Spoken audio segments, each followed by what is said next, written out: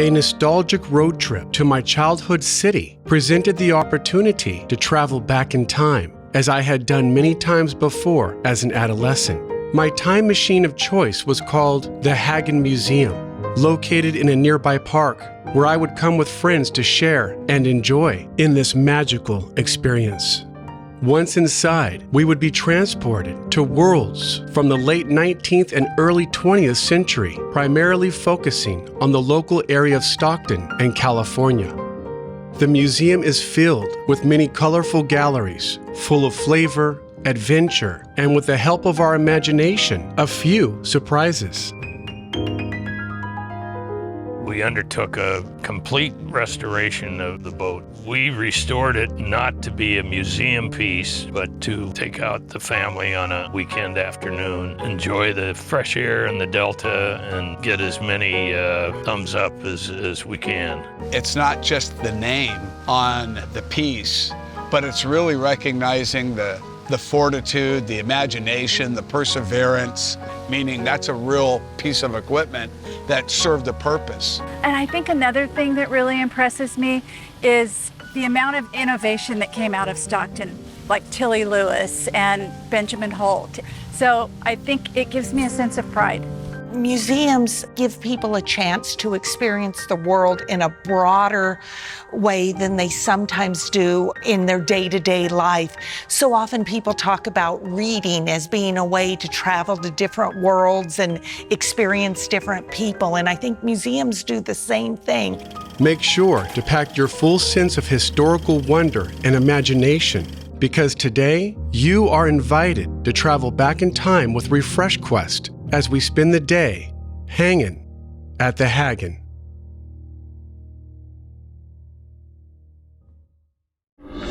Refresh Quest is the search for refreshing travel experiences that aim to uplift and inspire while having a lot of fun along the way.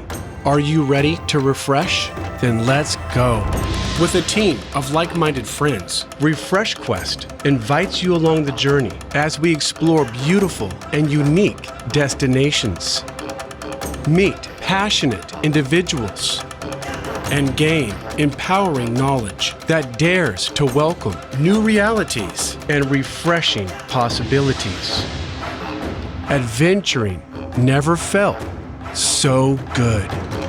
I'm your host, Jeremy Maupin, and this is Refresh Quest. Welcome to Stockton, California, an urban city centrally located in the San Joaquin Valley between Sacramento and San Francisco. A colorful city full of culture, history, and adventure, famous to most for its rich agriculture. The Sacramento-San Joaquin Delta, a major deep-water inland seaport that brings vessels from all over the world, and the oldest university in California. But for me, this was simply my childhood home, where I had spent many fond and memorable years right here in this neighborhood. And only a few blocks away was one of my favorite places to visit, Victory Park. Victory Park is a lush and beautiful park, a family-friendly park where people come to enjoy many different types of exercise and recreation, relaxation, and self-reflection, and/or everyone's favorite pastime, to simply watch the ducks.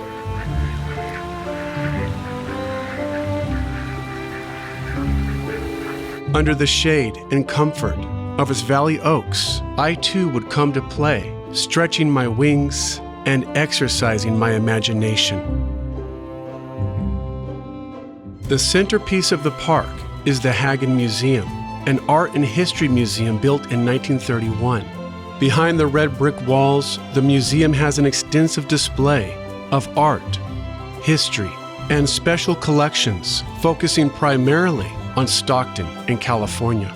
This museum was my time machine to other worlds, and today it will be again, as Refresh Quest prepares to travel back in time, exploring, discovering, and learning about the history of this special area and the people that help contribute to it. Today, Refresh Quest is hanging at the Haggin.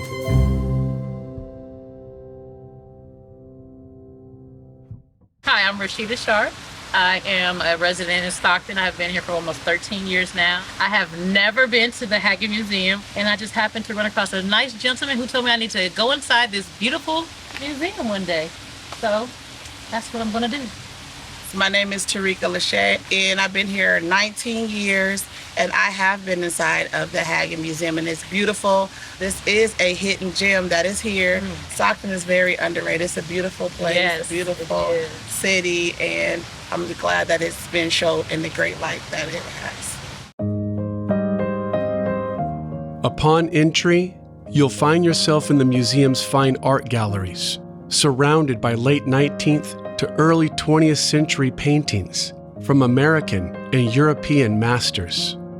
Ornate gold leaf frames accent these master works, highlighting the scene within, like looking through a golden window to another place in time. Each painting captivates with vibrant colors, intricate detail, and lifelike scenes that tell interesting and compelling stories. These paintings are emotionally saturated, providing an easy pathway to get swept away into an imaginative experience.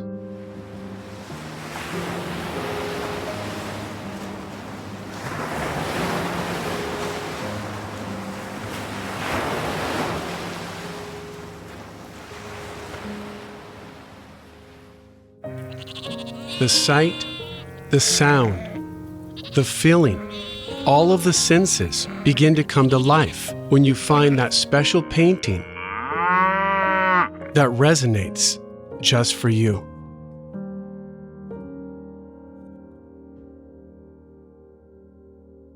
Upstairs on the third level, we found an extraordinary collection of works by 20th century illustrator J.C. Leyendecker. As a popular commercial artist, J.C. Leyendecker's paintings helped sell everything from breakfast cereal to myriads of magazine covers, military support, and men's clothing. The team and I crisscrossed exploring every fine art gallery room and then backtracked to our special favorites, like the Rodin, the Renoir, and my personal favorite, American artist Albert Bierstadt, best known for his lavish, large-scale sweeping landscapes of the American West. And here at the Haggin, you'll find many of his paintings, depicting scenes from the nearby Yosemite Valley. Now that is a painting I could get into.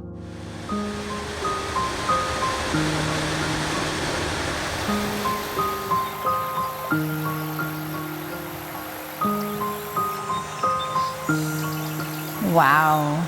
I don't know about you guys, but it feels like we're right there. Yeah.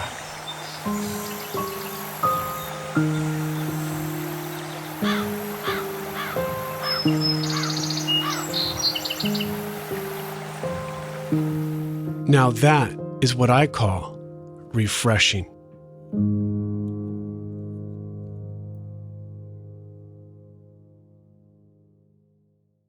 Welcome to the Haggin Museum. My name's Susan Obert, and I am the CEO of the museum here. I'm a 22-year employee, so I know most of the ins and outs, and so I welcome you here and look forward to sharing some of it with you. The museum opened on June 14th, 1931, so we had celebrated our 92nd anniversary. Stockton was actually trying to build a history museum, and a gentleman who grew up in town, Robert T. McKee, and his wife had recently lost her father, and she wanted to honor her father, Louis Terra Haggin, and it was he who collected a lot of this art collection, and so they gave $30,000 and paintings to make it both an art and history museum. Then they started an endowment for us and they provided more paintings to us. Like so many museums, we're trying to add more digital content and more access to our collection in many ways. And we're really proud of that and think that that's an important element. But I feel for anyone who hasn't had the opportunity to really deal with art in person, you're missing something. And you look at our paintings, they're late 18th, early 19th century. There was someone who was in these spaces who took their brush to this painting. And we forget to humanize it and some of the subjects and how much humor can be found in paintings. Our paintings have a tendency to be considered academic art, and people look at them so seriously. And really, there are the little jokes within it. For example, in some of ours, the Haggin family was known not to collect religious art, but yet you'll see a few religious paintings. Well, you'll find most of theirs are artists taking a little poke at the clergy. Or there is one that is the furtive message, and there's actually a woman dropping a note to a younger suitor behind her husband's back. If you don't take that deeper look in the art, I think you miss so much. And I think when you take the deeper look in the art, you realize that some of the landscape in Europe looks like some of the landscape right here in Stockton, California, and why there's agriculture in both those places, or why clothing was popular in different places.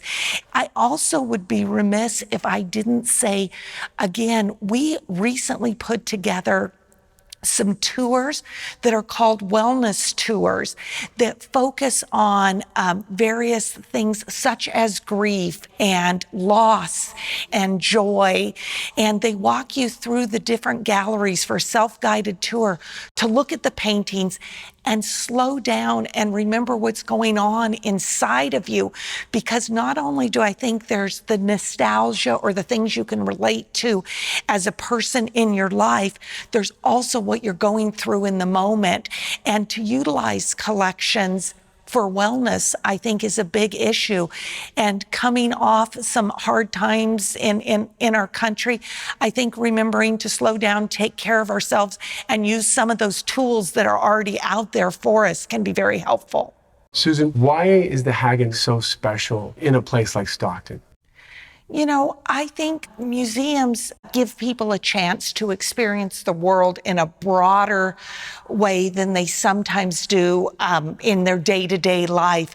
So often people talk about reading as being a way to travel to different worlds and experience different people. And I think museums do the same thing. And we talk about a community like ours where some people don't have access to reach other areas. And that's a real plus that we can offer. The other thing I would say is so many people don't know about our city, and our city has so many things to be proud of and was the first in many things and has the furthest inland port, and we had agribusiness leaders to understand that where we are is actually unique and in and of itself. And to be able to come to the museum and put that into perspective and how those things really affect our entire world, and where Stockton actually deserves some recognition in the impact that we have on our world, I think is really important. One of the things we also love to do on a much smaller level, but so many kids in town either go to school or grocery shop or live on Ben Holt, which is a street here in town, and to let them know that Benjamin Holt was a person, I think is really important. It's things that people are familiar with in their day-to-day life and don't realize that it's part of history in their own community. So it's an opportunity for our community to have some pride and learn about that history and the art at the same time. A fun game to play at a museum with friends is Find, Show, and Tell. Jonathan, Cynthia, and myself broke off to find our favorite part of the museum to share with the group. Finding stories of Spanish history, the gold rush of 1849, and Native American treasures from local tribes that once lived in the area.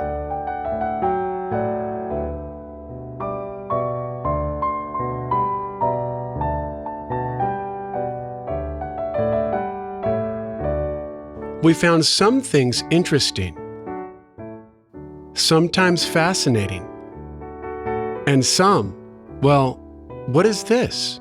This is an Italian vacuum pan used by the San Joaquin tomato queen herself, Tilly Lewis. So cool. I'm Susan Riller, born and raised in Stockton, California. Steve Riller came here in 1989 and have been here ever since. We're at the Haggin Museum at Victory Park. And growing up, this park and the museum was really special to us. And we would come here for field trips. My mother would bring us here to the museum. And of course, there's a pool, a community pool right over behind the museum. And that's where we learned how to swim. So this park was an integral part of my growing up, really. Some of the things we walked through today, it's not just the name on the piece, but it's really recognizing the fortitude, the imagination, the perseverance of what certain individuals did to the machinery that we got to see today. And the creativity and the imagination, really the mindset of how it became about, I mean, what created it? And what were the conversations and the attempts to really get it across the finish line? Meaning that's a real piece of equipment that served a purpose. And I think another thing that really impresses me is the amount of innovation that came out of Stockton. There's a section in the museum of inventors, or like Tilly Lewis and Benjamin Holt and Blue Magic Products, which is a company that I used to work for that's featured up there. So I think it gives me a sense of pride. It's really a jewel in Stockton that I don't think not everybody knows about. And it's really, really a special place to me and my family. Another jewel of the museum that must get a special mention and was made right here in the city of Stockton is this 1927 Stevens Brothers 26-foot runabout. Shipbuilding is the oldest industry in Stockton, and in 1902, the Stevens Brothers, who were also residents, continued the tradition with beautiful and elegant examples of pleasure craft designs. The 26-foot runabout was a popular boat that saw extensive use back in its day. I could only imagine what it must have felt like to be riding along in this boat on the San Joaquin Delta.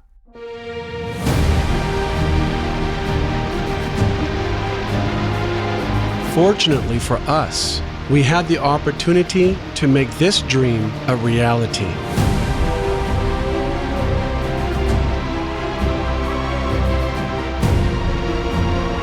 The Refresh Quest team spent the day on the Delta in style, basking in the warm sun and enjoying the cool breeze as we sped along in a Stevens 26 roundabout, thanks to a local owner and restorer. This would be a day we would not soon forget.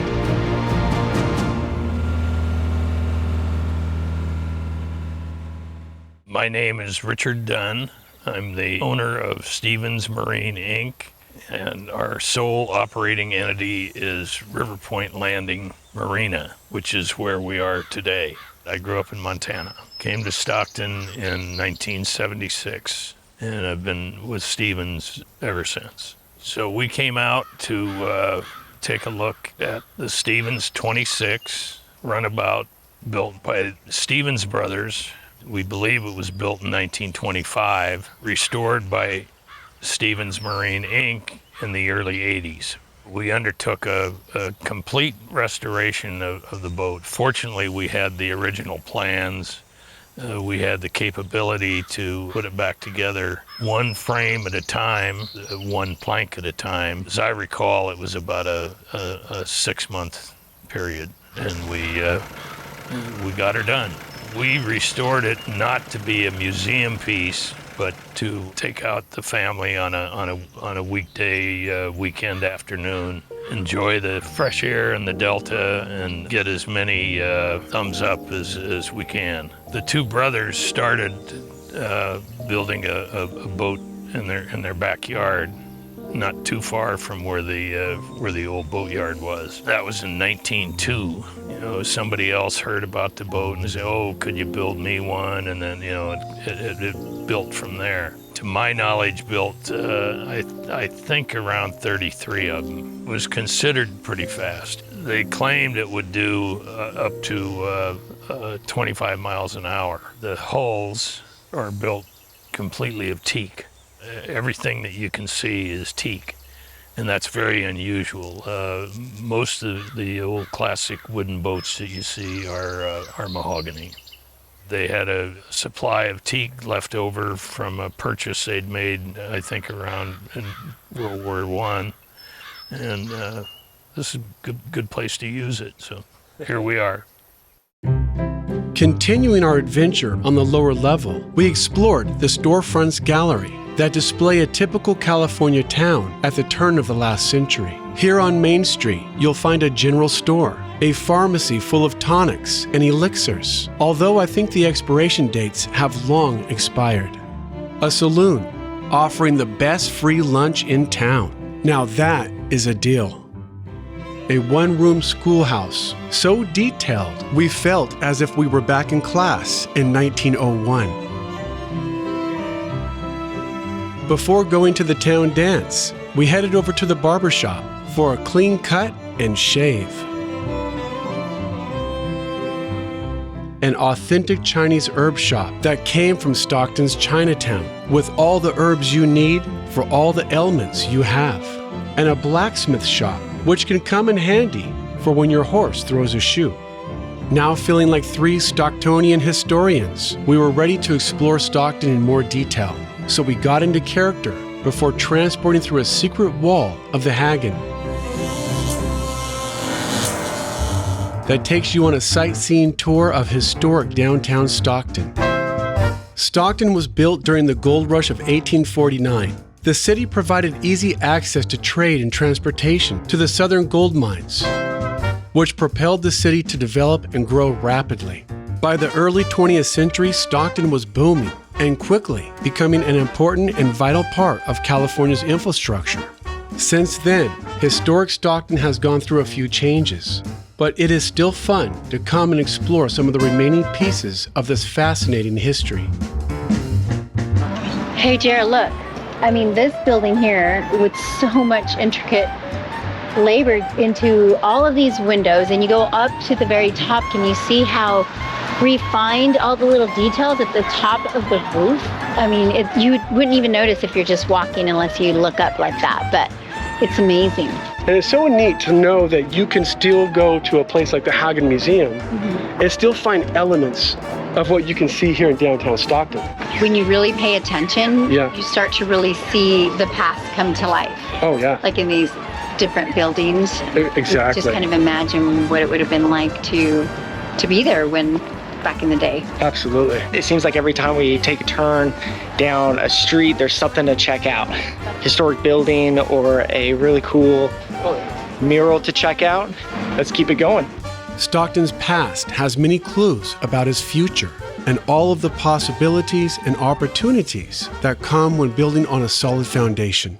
Now, with the sun beginning to set on our day, we headed back to the Haggin to share a few of our last favorite things we found with each other.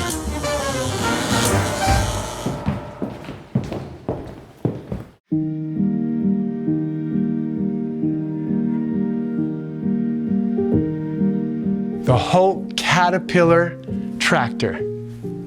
What's so cool about the Caterpillar, tractors would get stuck, big pieces of machinery would get stuck, and they needed something to get them out of the mud, and then came the Holt Caterpillar. When you come around this corner, you don't expect to see this giant piece of machinery. How'd they even get this in here, right? It's crazy awesome. Wow. Ooh, check this out. That's so cool. This is one of my favorites of the museum. This is Old Betsy. Can you imagine fighting a fire in the late 1800s with this bad boy. You know what's a really interesting fact about Old Betsy is that it could pump up to 500 gallons per minute. And even though this thing weighed 4 tons, it was pulled by hand. I wouldn't want to do that. My dear friends, I wish to inform you that Jeep number 76, which you so graciously contributed to the war effort, at this present time it is being used by the Acorn 17 Medical Corps, United States Naval Amphibious Force of the Pacific. Seeing that little plaque in the Jeep gave me and my mates feelings of lifting up our spirits when we realized that the majority of people at home, like yourselves, are doing more than just enough to help end the war. I can assure you all that your effort and support like yours, we can't lose. I remain your servant, Charles Henry Carter.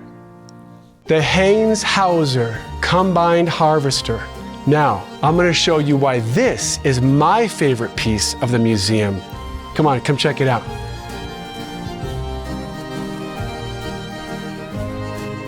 This piece of the machinery back here was donated by one of my great uncles, William C. Maupin. That's great Uncle Bill. Today, the Haggin Museum gave us an opportunity to travel back in time, filling up on historical knowledge, epic experiences, and beautiful memories.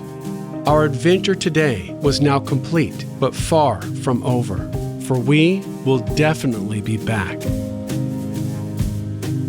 Traveling back in time can be a lot of work, but somebody has to do it.